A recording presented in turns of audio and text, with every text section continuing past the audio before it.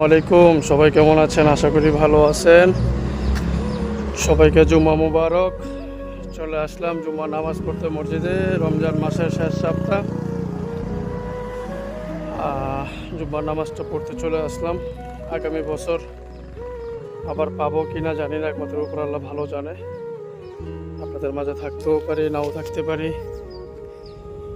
তো রমজান মাস চলে যাচ্ছে, আর মাত্র 2টা বাকি আছে। তো আমরা সবাই সবার জন্য দোয়া করব। হ্যাঁ, আর জুমার নামাজ সবাই নামাজটা আদায় করব। আগামী বছর পাবো কিনা কেউ বলতে পারি না। আর আমরা যারা বিদেশের মাটিতে আছি, আমাদের জন্য আপনারা সবাই দোয়া করবেন যেন আমরা সহি সালামত থাকতে পারি, সহি সালামত যেন ফ্যামিলির কাছে ফিরে আসতে পারি।